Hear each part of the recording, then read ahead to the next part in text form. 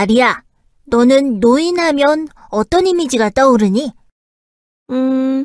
내가 할머니 모습을 하고 말하는 게 좀 이상하지만, 솔직히 별로 긍정적인 단어들은 떠오르지는 않는 것 같아. 나중에 노인이 될 생각을 하니 암울하기도 하고. 사실 너만 그런 게 아니라 우리나라의 많은 사람들이 노인에 대해 긍정적인 이미지를 갖고 있지 않은 것이 현실이야.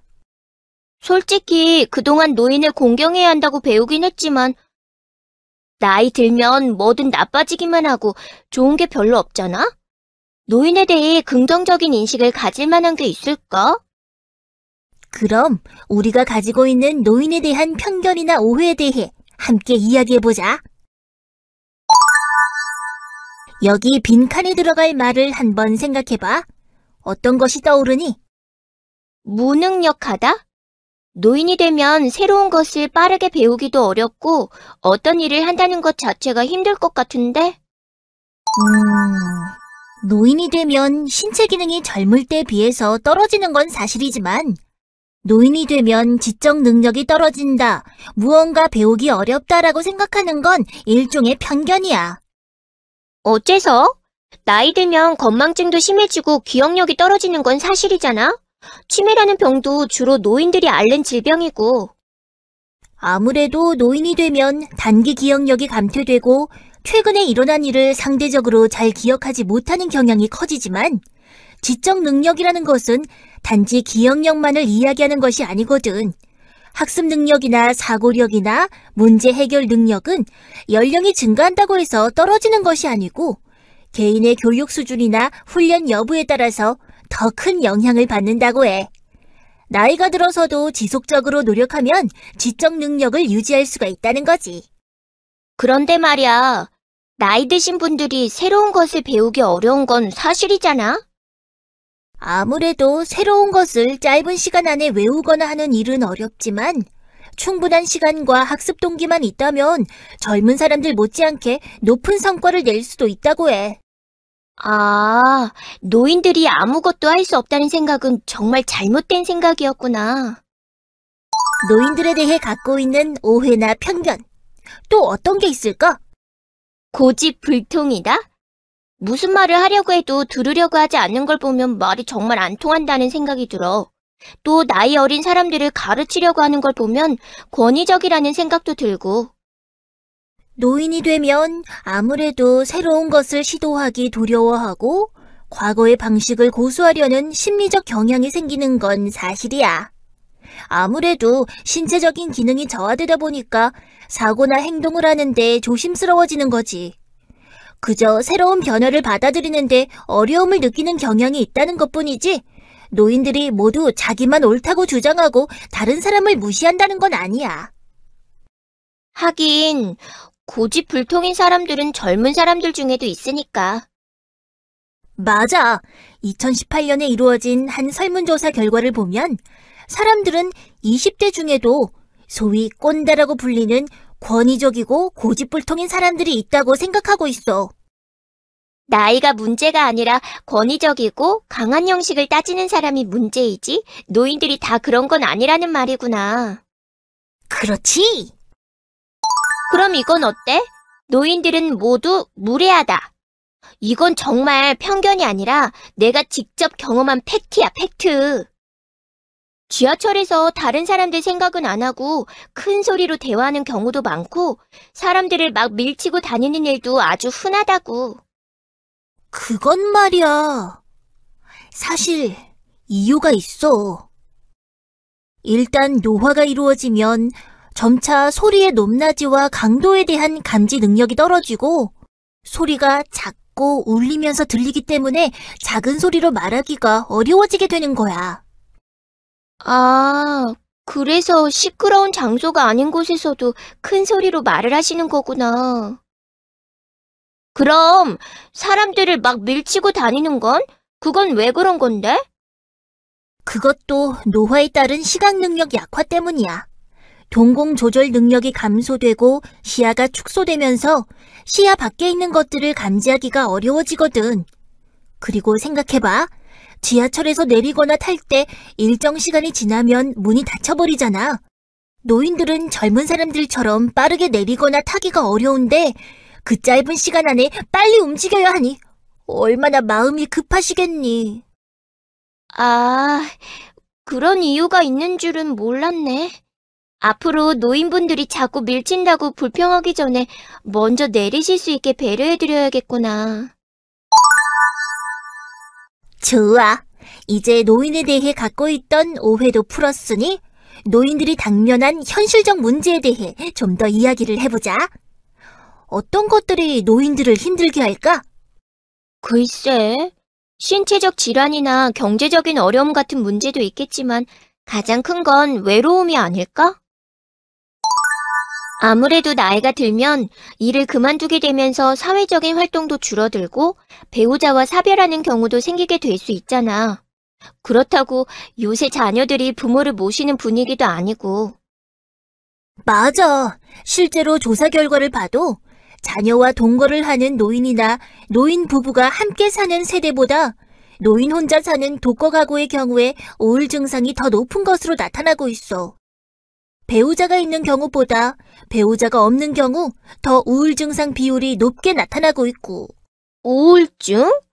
그거 되게 무서운 거 아니야? 우울증 때문에 극단적인 선택을 하는 사람도 있다던데. 뉴스에서 우리나라 노인 자살 인구가 OECD 국가 중에서 가장 높다고 들은 것 같은데, 이런 문제 때문인 건가? 우리나라 노인 자살률이 높은 이유는 경제적 빈곤 문제부터 건강 문제 등 여러 가지 이유가 있기 때문에 단언해서 말하기는 어렵긴 하지만 외로움이라는 문제를 따로 떼어 생각하긴 어려울 것 같아. 2017년 조사에 의하면 자살을 생각해 본 적이 있다는 노인이 6.7%인데 이 중에서 12.4%는 외로움 때문에 자살을 생각했다고 대답했거든. 부부, 자녀, 친구와의 갈등 및 단절, 가족이나 친구 등 가까운 사람들의 사망과 같은 문제도 모두 외로움과 관련이 있다는 것을 생각하면 관련이 없다고 보기 어려울 것 같은데? 아무래도 혼자가 되면 경제적, 사회적, 정서적으로 고립되면서 여러 문제가 복합적으로 발생할 수 있잖아. 그렇지. 결국 노인들의 외로움이라는 문제를 우리가 단순히 개인적인 감정의 문제로 치부할 게 아니라 사회적 문제로 고민해 볼 필요가 있다는 의미인 거지. 그렇구나. 그동안 어르신들이 공원 같은 데 삼삼오오 모여 계신 걸 보면 그냥 이상하다고만 생각했었는데, 나름대로는 사회적 관계를 통해서 외로움에서 벗어나 보려고 하시는 거라고 생각하지는 못했어. 노인의 외로움을 더욱 가중시키고 노인을 힘들게 하는 문제는 바로 차별과 혐오의 문제야. 아까 우리가 이야기한 틀딱이니 할매미니 하는 혐오를 부추기는 신조어는 물론이고 노인이 오면 장사가 안 된다느니 집에나 있으라는 등 여러 가지 차별적인 생각과 표현들이 만연해 있는 게 현실이야. 비하 발언이나 혐오 표현이 무서운 이유는 이런 것들이 사회 전반적인 의식으로 자리 잡을 경우 극단적으로는 폭력으로까지 이어질 수 있기 때문이야. 노인들은 몸이 불편하고 무기력하다 라는 고정관념이 노인들의 활동에 제약으로 작용하고 결국 사회적, 경제적인 배제와 노인 학대에까지 영향을 미칠 수 있다는 거지. 노인이라는 이유만으로 이렇게 차별받는 건 명백한 인권 침해나 사회적 폭력이라고 생각하지 않니? 아니, 내가 아까 할머니한테 집에나 계시라고 한 건 그런 것까지는 아니었는데, 그저 사소한 말이라고 생각했는데 그런 말들이 증오와 차별, 폭력까지 이어질 수 있다고 생각하지는 못한 것 같아. 할머니께 죄송하고 부끄러워지네. 노인에 대한 오해, 편견, 그리고 차별화, 혐오적 표현이 노인 학대로까지 이어질 수 있다는 것 정말 무섭지 않니? 노인 학대라면 노인들을 막 때리는 걸 말하는 거야? 학대가 반드시 물리적인 폭력만 이야기하는 건 아니야. 노인에게 위해를 가하는 모든 행위는 노인 학대에 해당해. 신체적인 폭력 외에도 정신적 폭력, 정서적 폭력, 성적 폭력까지를 모두 포함해. 경제적 착취나 가혹행위를 하는 것, 유기 또는 방임을 하는 것도 모두 노인학대라고 할 수 있지. 우리나라 노인학대 현황을 보면 문제는 이건 노인학대로 신고되어 노인학대로 판정된 수를 집계한 것이기 때문에 신고되지 않은 노인학대가 얼마나 되는지는 알 수 없는 실정이야. 신고되지 않은 노인학대가 더 많을 수 있다는 거야? 노인학대 발생 장소를 보면 가정 내에서 발생하는 경우가 많고 그 외에도 생활시설이나 이용시설, 병원, 공공장소 등에서 다양한 곳에서 노인학대가 발생하고 있어. 생각보다 우리 주변의 곳곳에서 노인학대가 일어나고 있구나. 그런데 학대 발생 장소가 가정 내라면 가족에 의해 노인학대가 발생한다는 거야? 전체 노인학대 행위자 유형을 살펴봐도 78%가 배우자나 아들, 며느리, 딸과 같은 친족인 경우가 대부분이야. 뭐?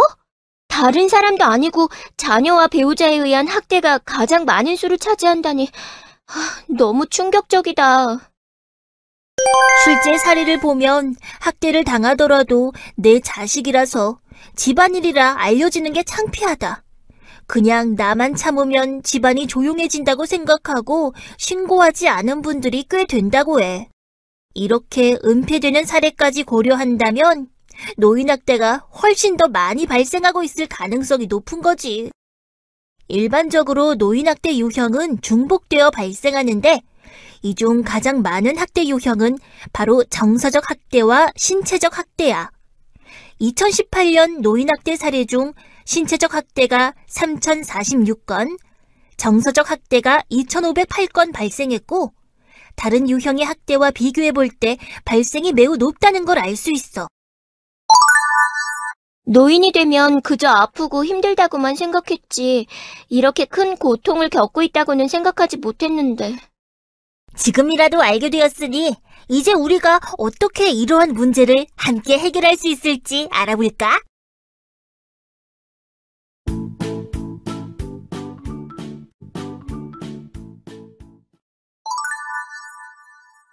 우리 주변에 학대받는 노인이 없도록 하기 위해서 여러 가지 노력이 필요하겠지만 말이야. 만약에 주변에서 학대받는 노인을 발견했다면 어떻게 해야 할까? 글쎄. 일단 112나 119에 신고해야 하지 않을까? 오, 내가 알려주려던 정답은 아니지만 그것도 맞네. 만약 학대받는 노인이 부상이 있거나 위험한 상황에 노출되어 있다면 학대 상담이나 이런 것보다 피해 노인의 안전을 확보하는 게 먼저니까 그럴 경우에는 당연히 바로 112나 119에 신고해야지.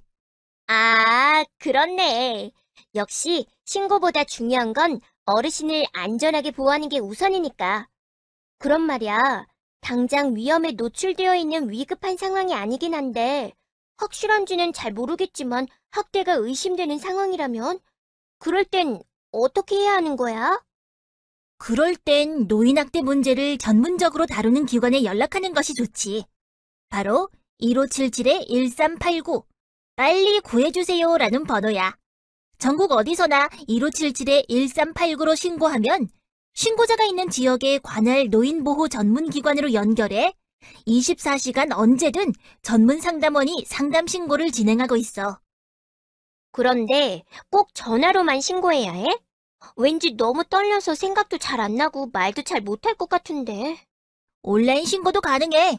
노인보호 전문기관의 홈페이지나 이메일을 통해 온라인으로 신고할 수도 있어. 뿐만 아니라 직접 기관을 방문해서 얼굴을 보면서 상담을 하는 방법도 있지. 그런데 노인에게 위해를 가하는 상황을 직접 목격했다면 확실한데 그게 아니라면 학대인지 애매할 때가 더 많을 것 같은데 말이야. 알고 보니 그냥 가족끼리의 문제일 수도 있는 거고 애매하지 않나? 괜히 잘못 의심했다가 남의 집 문제에 참견하는 꼴이 될 수도 있고 말이야. 물론 직접 판단하기 애매한 경우도 많을 거야. 게다가 이런 일이 보통 가정 내에서 이루어지는 경우가 많은데 여전히 우리 사회에서는 집안에서 일어난 일은 가족이 알아서 해결해야 할 문제라고 치부하는 경우가 많으니까 학대당하는 당사자인 노인도 그래도 내 자식, 그래도 내 가족이라는 생각 때문에 학대 사실을 숨기고 참으려는 경우도 많고, 가정 말고 시설의 경우도 마찬가지인데, 2018년 노인복지시설 노인인권실태조사에 따르면 시설장의 92%, 시설 직원의 45%가 신고할 만큼 심각하다고 생각하지 않았기 때문에 노인학대를 의심하고도 신고하지 않은 것으로 나타났거든. 뭐? 그냥 의심만 하고 말았다는 거야? 어떻게 그럴 수가 있어? 글쎄, 아무래도 이게 노인학대 행위가 맞는지 정확히 판단하는 게 어려워서 그런 게 아니었을까 싶긴 한데. 그런데 그 노인이 실제로 학대를 당하고 있었다고 생각해봐. 그렇다면 얼마나 심각한 상황이니? 그런데 조금 의심스럽긴 해도 학대까지는 아닌 것 같아. 이런 개인적인 판단으로 노인학대 의심 상황을 신고를 하지 않는다면 결국 노인학대는 점점 더 은폐되고 장기화되고 말겠지. 그런데 그냥 무조건 의심된다고 신고하기보다는 어떤 경우가 노인 학대에 해당하는지 알아볼 수 있어야 신고도 할 수 있을 것 같은데. 그렇지. 어떤 경우가 노인학대인지, 그리고 어떤 경우에 노인학대를 의심해 볼 수 있는지 노인학대의 유형과 징후에 대해 설명해 줄게. 노인학대는 신체적 학대, 정서적 학대, 성적 학대, 경제적 학대, 방임, 자기방임, 유기 등으로 나타나는데 대부분은 여러 유형의 학대가 중복적으로 이루어지는 경우가 많아. 먼저 신체적 학대는 물리적인 힘 또는 도구를 이용해 노인에게 신체적 혹은 정신적 손상, 고통, 장애를 유발시키는 행위를 말하는 거야. 신체 구타, 억압, 강제로 가두거나 통제, 생존 유지를 위한 식사, 장치, 약물 등을 단절하는 것, 약물 및 주사를 강제 복용, 투입하는 것, 강제 노동 등이 대표적인 행위를 할 수 있어. 만약 노인의 몸에 치료받지 못한 상처나 부상 등이 있거나 머리카락이 뽑힌 흔적, 머리 부분에 출혈이나 묶인 흔적 등이 신체에 있고 위축감이나 두려움, 심한 불안 증세를 보인다면 신체적 학대를 의심해 볼 수 있지. 아무래도 상처 같은 건 눈에 쉽게 보이는 거니까 평소에 주변 어르신의 관심을 좀 기울인다면 비교적 쉽게 알아볼 수 있을 것 같네. 그렇지. 다음으로 정서적 학대는 비난, 모욕, 위협, 협박 등의 언어 및 비언어적 행위를 통하여 노인에게 정서적 고통을 주는 행위를 말하는데 욕설을 퍼붓는다거나 고함을 지른다거나 노인을 무시하고 비난하는 행위, 수치감을 주는 모욕적인 말을 하는 경우 등이 대표적이야. 그런데 정서적 학대는 신체적 학대처럼 눈에 띄는 게 아니잖아. 정서적 학대를 당했는지 어떻게 알아볼 수 있어? 정서적 학대는 심리적인 불안이나 정서적 고통으로 인해 더욱 다양한 징후를 나타내기도 해. 무반응 또는 무표정한 모습이거나 잠을 못 자거나 안절부절 못하고 무언가 말하기를 꺼려하거나 주저하는 모습을 보이면서도 한편으로는 흥분하거나 화가 난 분노의 모습을 보이기도 하지. 또 극단적인 행동이나 히스테리를 보이기도 하고 가족 또는 보호자와 대화가 거의 없거나 눈치를 보기도 하지. 그렇구나. 주변에 노인이 있는 집에서 다툼이나 욕설, 큰 소리가 자주 들리면 잘 관찰해 볼 필요가 있겠네. 다음으로 성적 학대는 성적 수치심 유발 행위 및 성폭력 등 노인의 의사에 반하여 강제적으로 행하는 모든 성적 행위를 의미하는데 성폭행 같은 행위는 물론이고 노인에게 성적 수치심과 굴욕감을 줄 수 있는 언행도 성적 학대에 해당해. 또 노인이 판단 능력이 부족하다고 해서 사람들이 보는 앞에서 목욕을 시키거나 옷을 갈아입히는 등 성적 수치심을 느끼게 하는 경우도 모두 성적 학대야. 한 요양병원 복도에서 80대 노인의 하반신을 노출한 채 기저귀를 교체한 사건이 신고된 적이 있었는데 이 경우도 법원에서 당연히 성적 학대에 해당한다고 판결했지. 노인이 직접적으로 의사표현을 할 수 없다고 하더라도 충분히 수치심을 느낄 수 있는 상황인 것 같아. 그런데 말이야, 솔직히 성적인 문제는 다들 수치스럽다며 숨기려고 하잖아. 젊은 사람들도 말하기 어려운데 노인들은 더 발견하기 어렵지 않을까? 일단 노인이 걷거나 앉을 때 어려움을 보이거나 성병에 걸린 경우, 속옷이 찢어져 있거나 성기나 항문 부위 주변에 타박상이 있거나 하혈을 하는 경우에는 성적 학대를 의심해 볼 수 있어. 이런 물리적인 징후가 아니라 정서적 징후도 나타나는데 특정 유형의 사람들에 대한 두려움을 보이는 것 등이 성적 학대의 징후라고 할 수 있어. 성희롱에 대한 불쾌감을 주변 사람들에게 말하거나 표현하는 경우도 성적 학대를 의심해 볼 수 있지. 다음으로는 경제적 학대야. 경제적 학대는 노인의 의사에 반하여 노인으로부터 재산 또는 권리를 빼앗아가는 행위로 경제적 착취, 재산에 관한 법률 권리 위반, 경제적 권리와 관련된 의사결정에서의 통제 등을 하는 행위를 말해. 예를 들어 노인의 허락 없이 재산을 증여하거나 노인의 허락 없이 명의를 도용해 계약을 하는 경우, 유언장을 허위로 작성하거나 수정하는 경우, 노인의 연금이나 임대료 등을 가로채는 등이 여기에 해당해. 그런데 자녀에게 재산을 정말 증여한 것일 수도 있잖아. 경제적 학대가 이루어졌는지는 어떻게 알아볼 수 있어? 사실 노인들 자신도 자녀에게 재산을 증여하거나 용돈을 준다는 생각으로 인해 경제적 학대를 당했다고 인지조차 못하는 경우가 많은 게 사실이니까.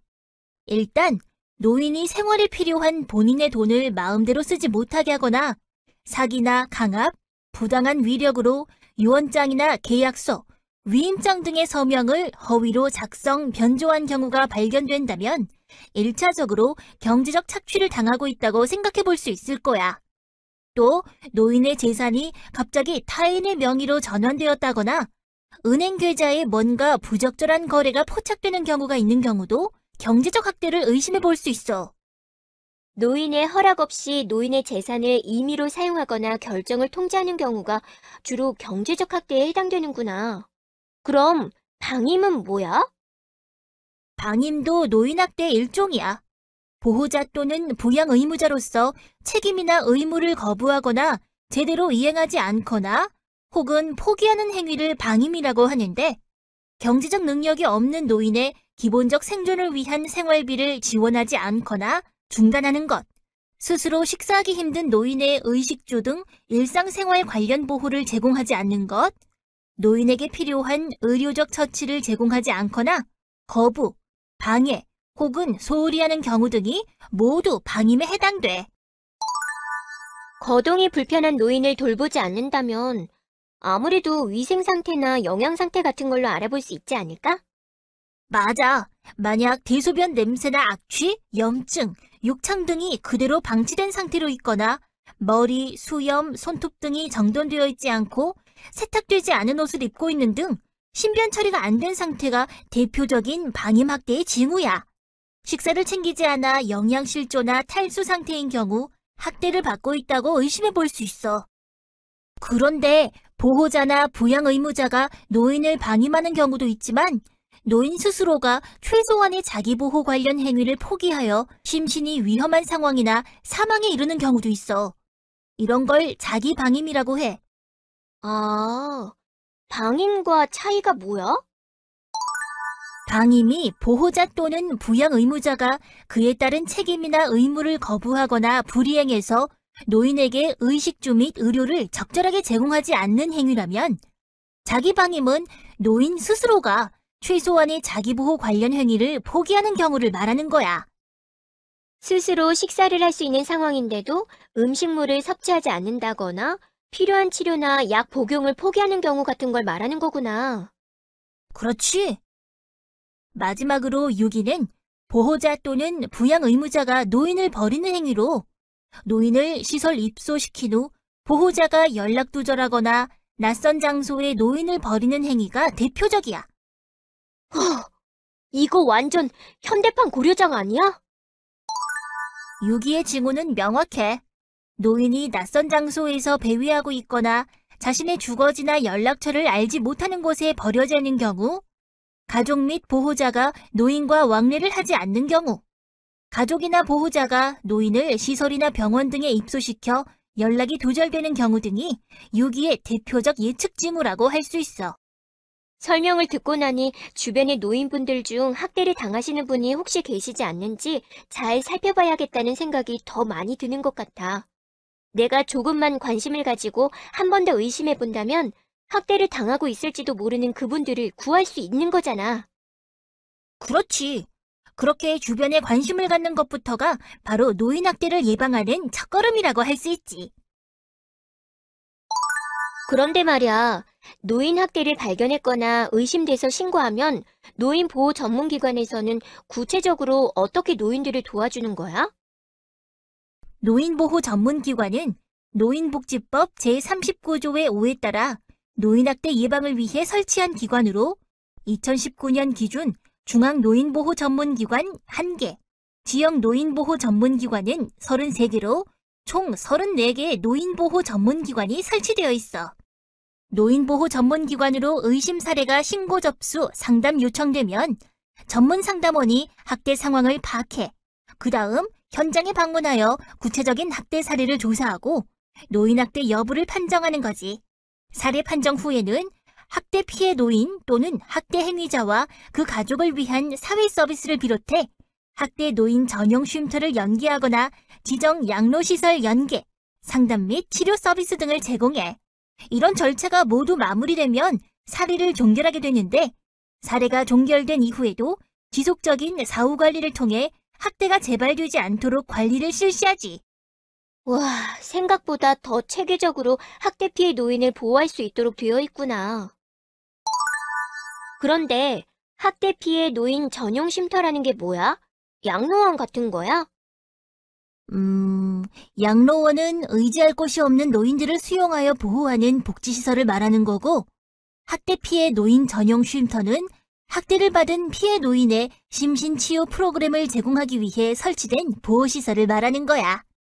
현행 노인복지법에 따라 2019년 기준 전국에 18개 학대 피해 노인 전용 쉼터가 설치되어 있는데 노인학대로 판정받은 경우 건강검진 등의 절차를 거쳐 최대 6개월까지 쉼터에 입소할 수 있어.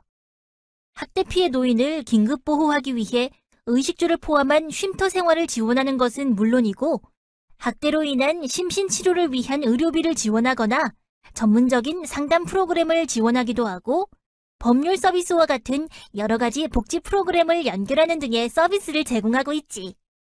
그런데 만약에 쉼터 보호 이후에 원 가정으로 복귀가 어려운 경우엔 어떻게 해? 가족들이 버려서 갈 곳이 없는 경우라거나. 그런 경우엔 학대 피해 노인 보호 지정 양로시설에 입소할 수 있도록 지방자치단체와 양로시설 간 협의를 통해 시설 입소도 연계되고 있지. 다만 학대 피해 노인 전용 쉼터는 치매 등의 질환으로 전문적인 돌봄이 필요하거나 학대 피해 노인이 아닌 노숙인의 경우는 입소가 불가능해. 노인보호 전문기관에서는 학대 사례 개입 시 학대 피해 노인뿐 아니라 학대 행위자와 그 가족을 위한 개인 및 상담도 진행하고 있어. 학대 행위자의 학대 유발 요인을 파악하고 이를 감소하거나 제거하기 위해 다양한 서비스를 연계하고 있지. 아니, 노인 학대라는 범죄를 저질렀는데도 학대 행위자에 대해서 대체 뭘 해준다는 거야? 학대 피해 노인을 안전하게 보호하는 것도 필요하지만 학대가 다시 발생하지 않도록 하는 것이 가장 중요해. 그래서 학대 행위자에게 상담이나 복지 서비스 등을 다양하게 제공하고 재발 방지를 위한 교육도 하는 거야. 아, 그렇구나. 또다시 학대가 발생하지 말란 법은 없으니까. 단순히 겉으로 드러난 문제가 아니라 근본적인 문제를 해결하기 위해 다양한 노력을 하는 거지. 그렇구나. 노인보호 전문기관에서 하는 일이 정말 많네. 맞아. 하지만 이런 일들이 노인보호 전문기관에서 이루어지려면 반드시 먼저 이루어져야 하는 일이 있어. 그게 뭔데? 바로 노인 학대 신고. 주변에 학대받는 노인이 있는데도 신고가 이루어지지 않아 발견되지 않는다면 아무리 좋은 서비스가 있어도 소용없을 테니까 말이야. 결국 우리 모두의 관심이 필요하다. 이 이야기로구나. 그렇지.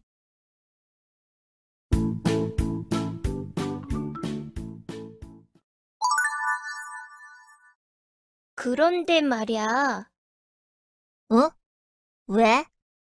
나 이제 좀 내 모습으로 돌려주지 않을래?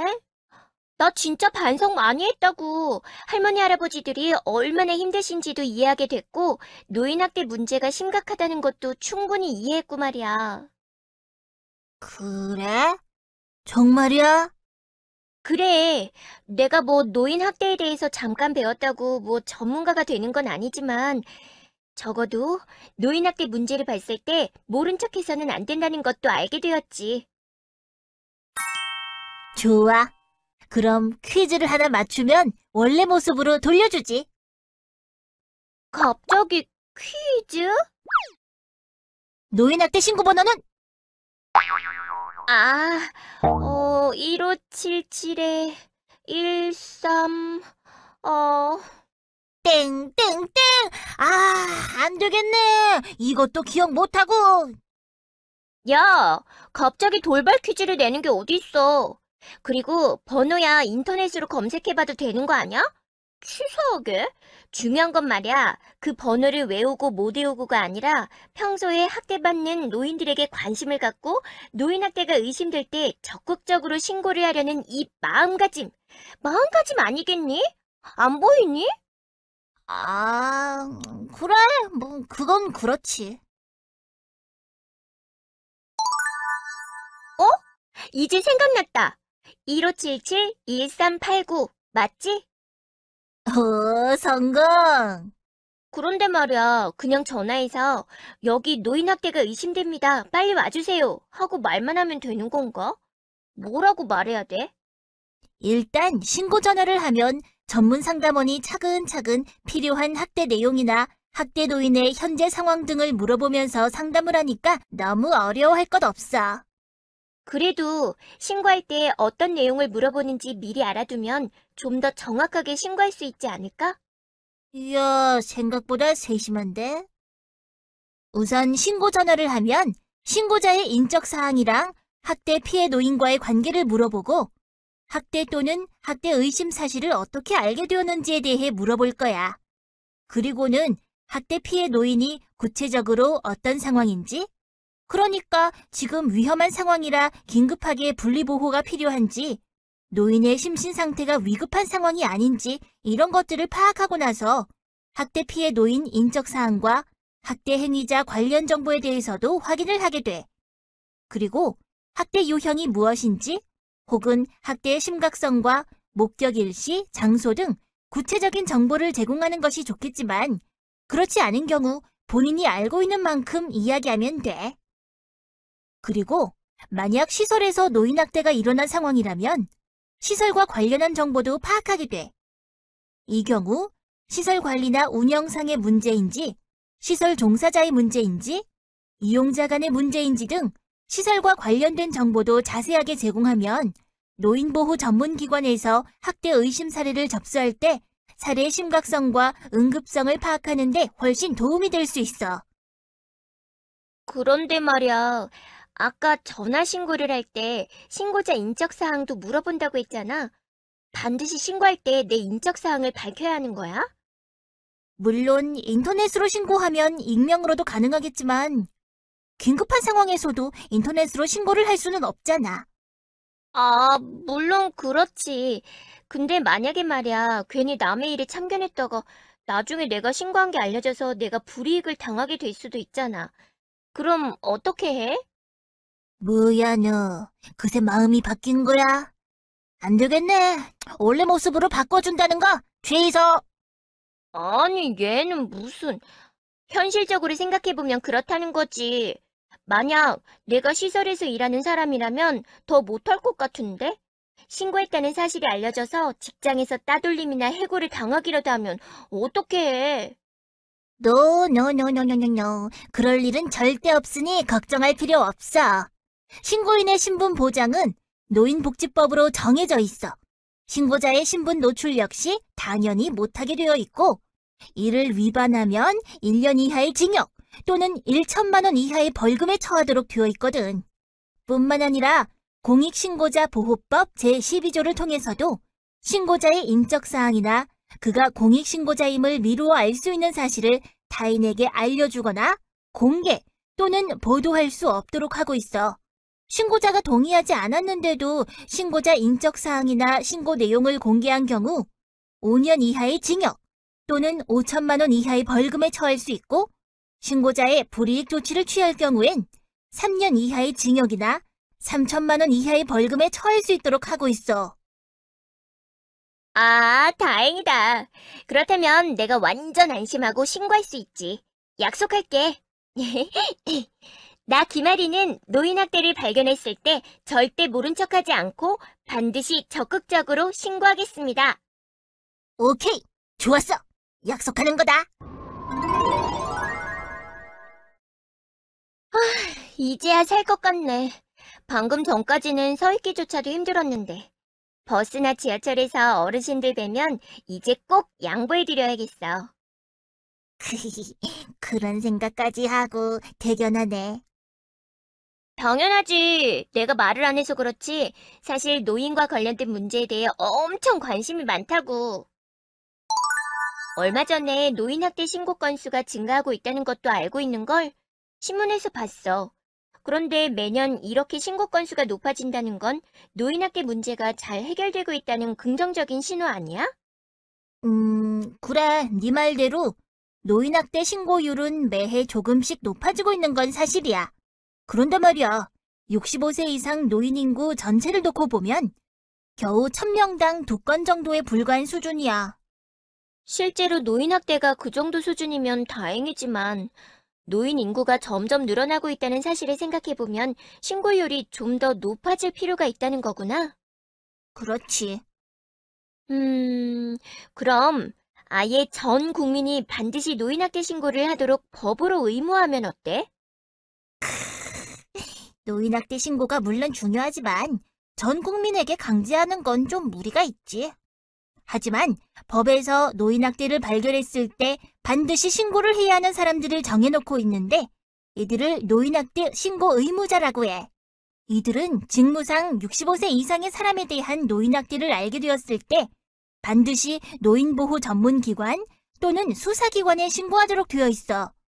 이를 위반하여 신고를 하지 않는 사람에게는 500만 원의 과태료를 부과할 수 있도록 법으로 정해두고 있지. 구체적으로 어떤 사람들이 노인학대 신고 의무자에 해당하는 거야?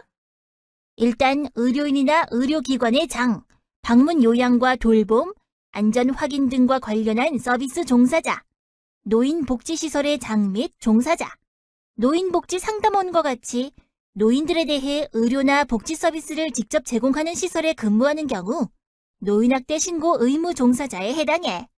또 장애인 복지시설에서 장애 노인에 대해 상담이나 치료, 훈련, 요양 업무를 수행하는 사람은 물론이고, 가정폭력 관련 상담소나 보호시설, 사회복지 전담 공무원과 사회복지기관의 장과 종사자 역시 노인학대 신고 의무 종사자에 해당해. 와, 상당히 다양한 직종의 사람들이 노인학대 신고 의무자로 지정되어 있구나. 아직 끝 아닌데. 불황자 및 노숙인 보호를 위한 시설이나 장기 요양기관 및 재가 장기 요양기관, 건강가정지원센터, 다문화가족지원센터, 성폭력 피해 상담소 및 성폭력 피해자 보호시설의 장과 종사자도 노인학대 신고 의무자야. 그 밖에도 119 구급대 구급대원과 응급구조사, 의료기사, 국민건강보험공단 소속 요양직원도 노인학대 신고 의무자에 해당하고, 지역보건의료기관의 장과 종사자도 노인복지시설 설치 및 관리 업무 담당 공무원도 노인학대 신고 의무자야. 엄청 많아서 다 기억은 못하겠지만 확실히 노인들 가까이에서 노인을 케어하는 직종의 사람들이 주로 노인학대 신고 의무 종사자로 지정되어 있는 것 같네. 이런 분들은 아무래도 어르신들을 자주 보고 노인에 대해서도 잘 이해하고 있을 테니까 노인학대를 발견하기 더 쉽겠지? 그렇지. 특히 노인복지시설 종사자나 사회복지관 등에서 종사하고 있는 신고 의무자 직군은 어르신들과 자주 만나고 친밀한 신뢰관계를 형성할 수 있는 특징이 있기 때문에 학대를 당해 위축된 노인들이 신고 의무자들을 믿고 도움을 요청할 수 있고, 또 신고 의무자들이 어르신들의 신체적, 심리적 변화 등을 빠르게 발견할 수 있다는 장점도 있어. 오, 그렇구나. 사실 이분들이 일반인보다 훨씬 노인들에 대해서 잘 이해하고 가까이서 관찰할 수 있는 일종의 전문가들인 거잖아.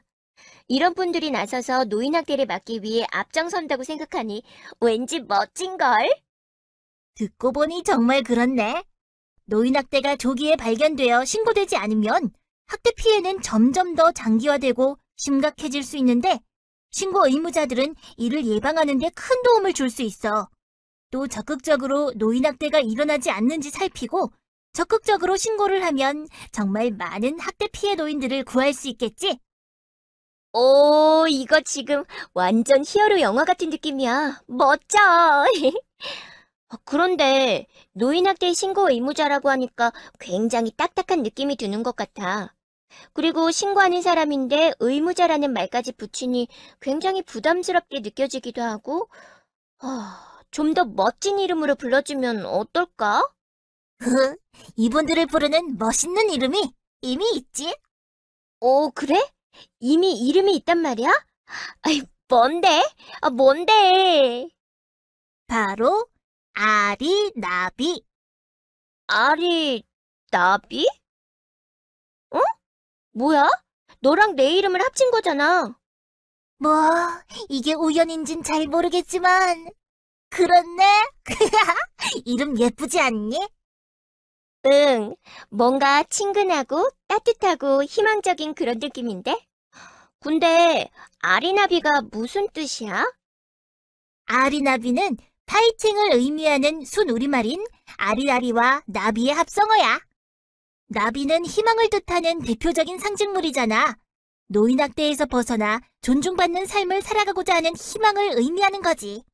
그리고 아리아리는 길이 보이지 않아도 나아가며 그래도 길이 없으면 만들어서라도 나아간다라는 의미를 갖고 있어. 길이 보이지 않아도 힘차게 희망을 향해 나아간다니. 멋진데? 전국의 노인학대 신고 의무자들은 2018년 기준으로 약 14만 명 정도로 추산되고 있는데 중앙노인보호 전문기관에서는 이들과 함께 노인학대 예방에 앞장서기 위한 공익 캠페인을 하고 있어. 나비새김이라는 이름의 이 캠페인은 도움이 필요한 어르신을 잊지 않고 마음속 깊이 새기자는 의미를 담고 있지. 와, 나비새김이라니. 이름 예쁜데? 캠페인 로고도 나비 모양이네. 근데 왜 나비 날개가 반쪽밖에 없는 것처럼 보이지? 학대로 인해 희망을 가질 수 없었던 노인의 현실을 날지 못하고 지쳐 앉아있는 나비의 모습으로 표현한 거야. 그래서 날개를 접고 있는 거구나. 마음 아프네. 나비가 희망을 갖고 자유롭게 날 수 있으면 좋을 텐데. 우리가 학대로 고통받는 노인분들에게 좀 더 관심을 갖고 돕기 위해 노력한다면 그분들도 힘을 내고 다시 날아오를 수 있겠지? 나비새김의 진정한 의미가 바로 여기 있는 거야. 우리의 마음을 이어서 나비의 나머지 반쪽 날개를 채우는 것.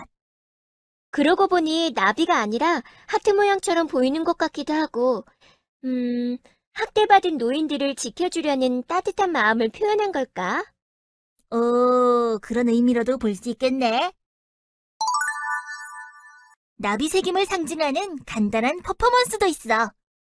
이렇게 오른손 손바닥으로 심장 있는 곳을 턱턱 2번 치는 거거든.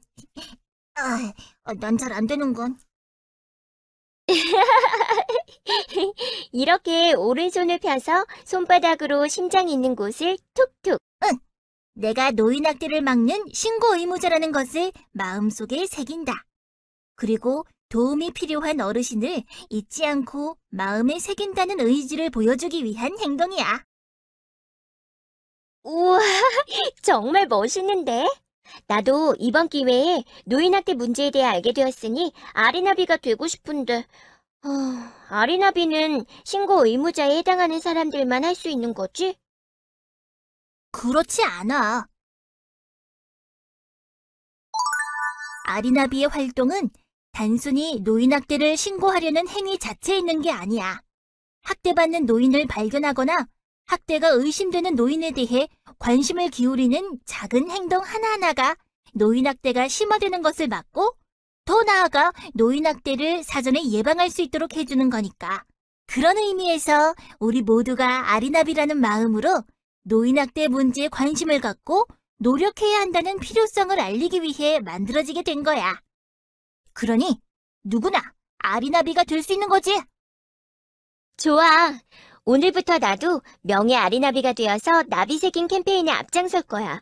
전국에 있는 한 사람 한 사람이 모두 나비새김의 의미를 기억하고 학대받는 어르신들이 없도록 관심과 배려를 기울이면 결국 노인학대 문제도 사라지게 되지 않을까?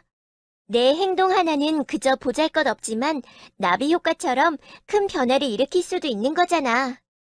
우와, 김아리, 그런 생각을 하다니 정말 대단한데. 부끄럽기도 하고 많은 걸 배울 수 있었던 특별한 하루였던 것 같아. 그동안 내가 아무 생각 없이 했던 행동이나 말들이 노인을 차별하고 혐오하는 표현인지도 몰랐고, 주변에 이렇게 학대받고 힘들어하는 노인들이 있는지도 몰랐거든. 그냥 교과서에서 배우는 노인 공경 이런 게 아니라 내가 직접 노인이 되어보고 얼마나 힘든지 경험해보니까 정말 그냥 나이가 많아서가 아니라 사회적인 배려가 필요한 부분이 있다는 것도 알게 되었어. 이 모든 것을 알게 해주고 내가 더 좋은 사람이 될 수 있게 도와줘서 고마워. 넌 이미 따뜻하고 좋은 사람이야. 그런 의미에서 마지막으로 너랑 나, 아리랑 나비가 같이 나비새김을 기억하면서 마무리해볼까? 좋아. 아리, 나비, 우리 모두 주위에 학대받는 어르신들이 다시 희망의 날개를 펼칠 수 있도록 관심을 갖고 노력해보아요.